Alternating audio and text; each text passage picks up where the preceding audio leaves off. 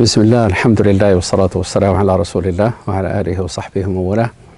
We continue inshallah ta'ala with our virtues in regards to the prayer. And one of the things to keep in mind in regards to how the context in which Allah subhanahu wa ta'ala always verbalizes the salah to being fulfilled throughout the whole Quran, you will find that the word used in regards to the prayer is aqimu, iqama, aqimi salah. There's always that word that has to do with establishing. Iqama is establishing the prayer. Now, when you're talking about establishing anything, it's in a sense a construction of too many pieces coming together to give you at the end a product. And that's what the idea of the prayer is. So the prayer is got so many pieces to one puzzle.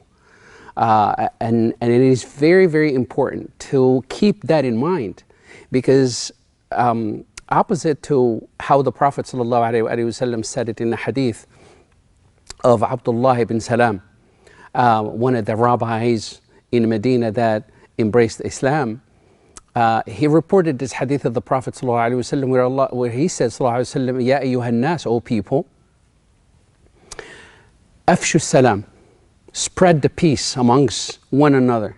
Spreading it with the word by always saying Salamu alaikum instead of using any other form of greeting, but also spreading it not only with the tongue, with the statement, but also with your actions.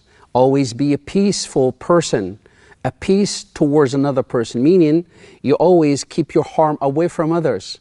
Help spread also the comfort. And so the peace comes in so many different shapes and forms. He says, Afshu salama baynakum. Make that peace spread amongst each other.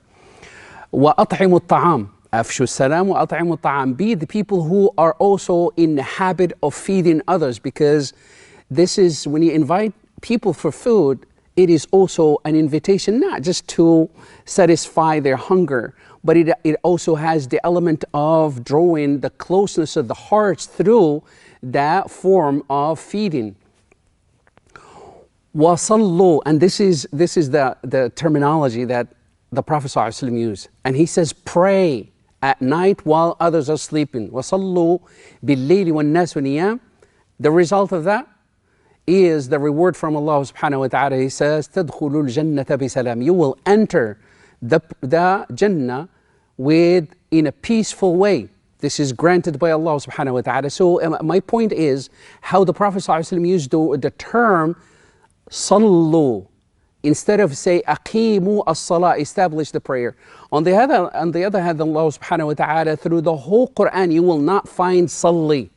You will always find the salah is always connected with the term iqama, aqimi, either in a verb or a command. But the verb used is iqama, aqimi as-salata liduluki ash-shams, wa aqimu as-salata wa atu az-zakah.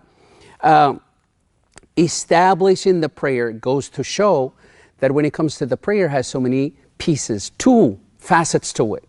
The number one is what we're talking about. Knowing actually the worth of the prayer, the value of the prayer. You don't know the worth of it, the less you know, the less the prayer is represented in your heart and in your mind as to what it represents. But the more you know, the more you will see the value and the worth of the prayer. And this is why you will find that when you're in regards to how consistent and how involved heart and mind with the prayer, it all depends on how much you know of the worth of the prayer. This is one side. Also, the second part to it, it has to do with the technical side of how to perform the prayer. The prayer has many pieces in regards to the technical side of it, and has to do with, for instance, the conditions. Conditions are the things that are prerequisites for a salah to be actually valid. Part of that is the wudu. And we mentioned before how to perform the wudu. how also the aspect of purification altogether that has to do with ghusl, has to full body wash, tayammum, and all of the circumstances related to that. Those are conditions just to prepare you on a purification side or level for the actual performance of the prayer. This is one technical side of it. The other technical side is also the intention of why are you doing all of the purification preparation for what? For the salah. That's another side. Also, once you are involved in the prayer, also it has the technical side of facing the qibla. Technical side, it has to do with the recitation of the Quran. That has to do with the ruku', with the sujood.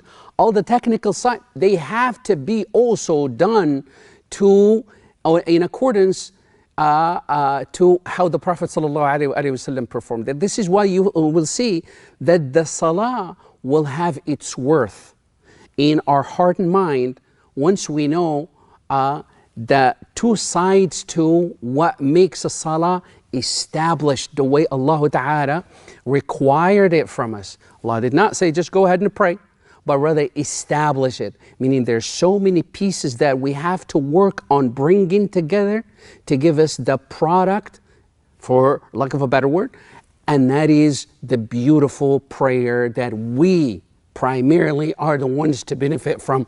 I ask Allah subhanahu wa ta'ala to make us amongst those who understand the value and the worth of the prayer, and make us amongst those who reap the benefits of all of this knowledge and put it to practice.